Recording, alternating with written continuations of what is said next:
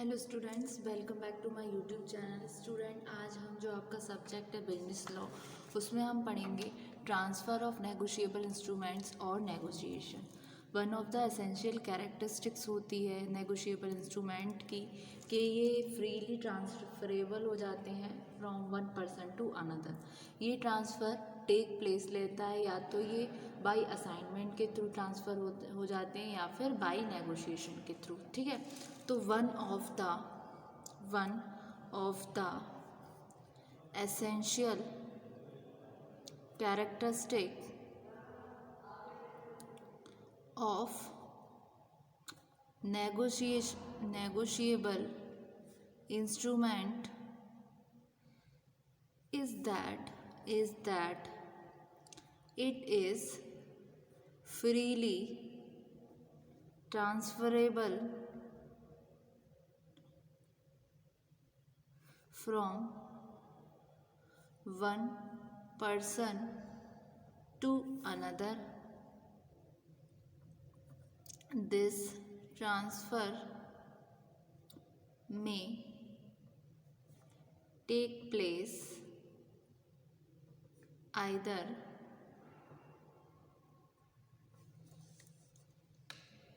by assignment या फिर bye negotiation. ठीक है, तो फर्स्ट हम आती है आपकी ट्रांसफ़र बाय असाइनमेंट। तो ट्रांसफ़र बाय असाइनमेंट, जो टर्म आपकी असाइनमेंट है, इसका मतलब होता है कि ट्रांसफ़र कर रहे हैं हम ओनरशिप को किसी आर्टिकल की, मतलब एक रिटिन और रजिस्टर्ड डॉक्यूमेंट को under the provisions of the transfer of property act. ठीक है, तो जो नेगोशिएबल इंस्ट्रूमेंट्स हैं वो चोज इन एक्शन है और देयरफॉर इनकी ओनरशिप भी ट्रांसफ़र्ड होती है असाइनमेंट के द्वारा।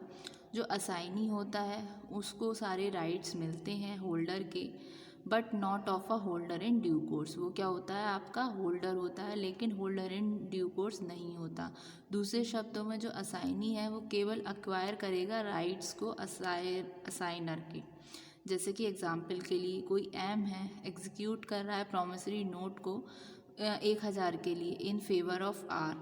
ठीक है, आर के फेवर में, जो कि टर्न कर रहा है उसको सोल्ड करेगा प्रॉमिसरी नोट को एन को। जो पर्सन आर है वो एन को सोल्ड करेगा एक सेपरेट सेल डीड में। एन स्यू करेगा एम पर रिकवरी के लिए अमाउंट ऑफ प्रॉमिसरी नोट, और दूसरी तरफ एम प्लीडेड करेगा जिससे कि एन डिलीवरी ना कर पाए, रिकवर ना कर पाए मनी की, जो कि उसका होल्डर नहीं है इन ड्यू कोर्स का। तो ये हेल्ड है कि ये ट्रू है कि N was not a holder. N क्या हुआ, सिचुएशन में होल्डर नहीं है, होल्डर इन ड्यू कोर्स नहीं है, लेकिन वो क्या सिर्फ होल्डर था अंडर सेक्शन 8, तो वो सिर्फ रिकवर कर सकता है मनी को। ठीक है, तो ट्रांसफ़र बाय असाइनमेंट में the term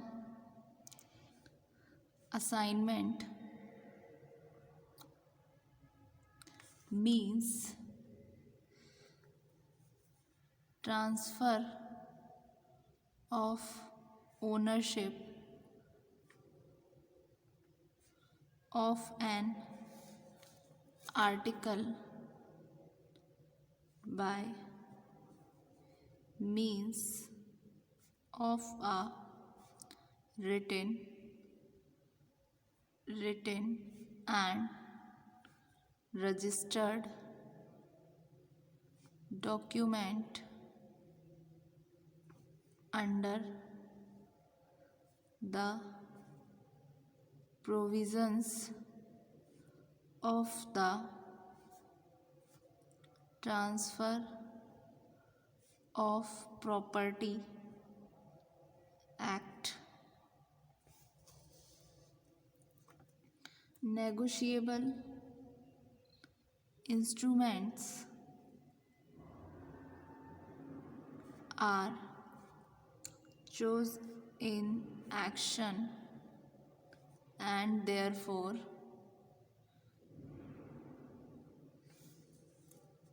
their ownership can also be transferred by assignment. ठीक है, the assignee also gets the rights of a holder. जो असाइनी है उसको राइट मिलेगा होल्डर का, लेकिन not of a holder in due course, but not of a holder in due course. Previous वाले video में स्टूडेंट मैं आपको होल्डर क्या होता है, होल्डर इन ड्यू कोर्स क्या होता है, इन दोनों के बारे में बता चुकी हूँ। In other words, the assignee only acquires the rights of the assigner and no more। अब एक इसका एग्जाम्पल देख लेते हैं हम। For example, am executed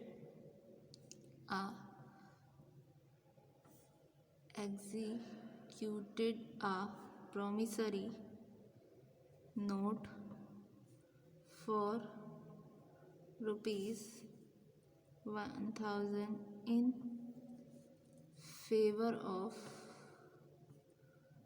R, who in turn sold the promissory note to an under a sale deed, and sued M for recovery of the amount of the promissory note, am pleaded that and could not recover the money as he was not a holder in due course. It was held that it was true that Anne was not a holder in due course, but he was a holder under Section 8. Therefore, he could recover the money.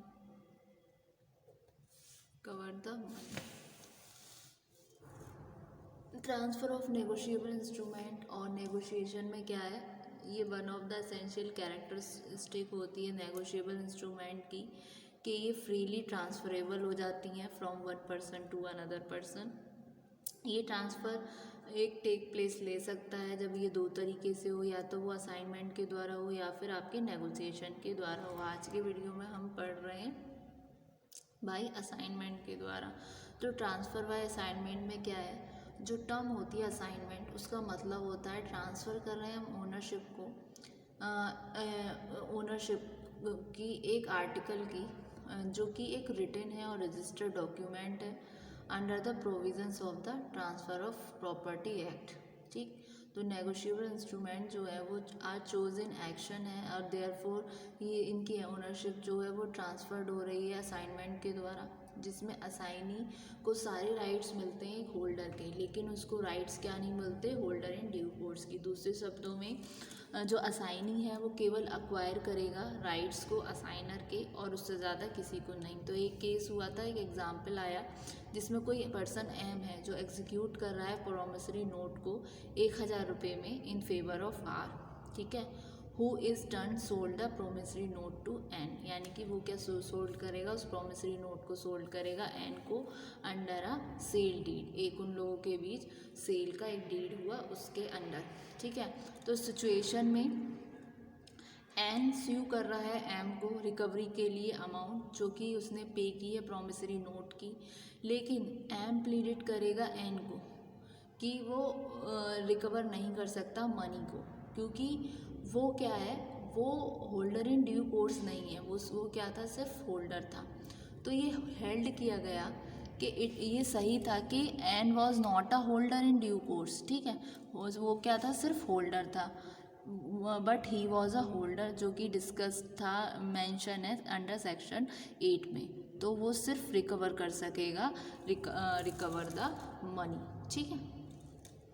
ये हुआ आपका transfer of negotiable instrument और negotiation में transfer bye assignment. Transfer bye negotiation में क्या होता है, negotiation को कहा जाए तो एक प्रोसेस होती है जो ट्रांसफ़र कर रही है नेगोशिएबल इंस्ट्रूमेंट को इस मैनर में कि वो इंटेंटेड हो जाए नेगोशिएबल इंस्ट्रूमेंट में। नेगोशिएशन क्या है, जब कोई प्रॉमिसरी नोट और बिल ऑफ एक्सचेंज या फिर चेक ट्रांसफ़र हो रहा है किसी पर्सन से, और जो कॉन्स्टिट्यूट कर रहा है एक पर्सन को और होल्डर को, तो वो कहलाता है आपका instrument is said to be negotiated, ठीक है। ये हुआ आपका ट्रांसफ़र डेफिनेशन ऑफ नेगोशिएशन, ठीक। तो ट्रांसफ़र बाय नेगोशिएशन क्या हो गया, एक छोटा सा इसका टर्म लिख देते हैं, transfer bye negotiation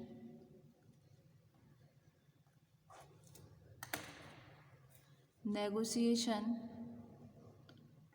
is the process of transferring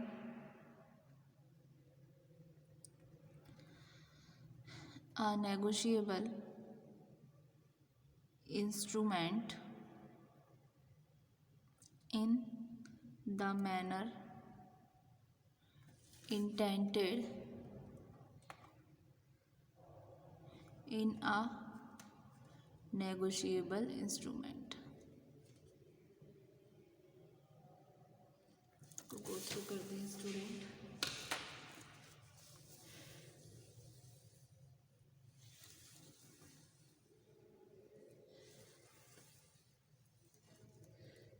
thank you so much.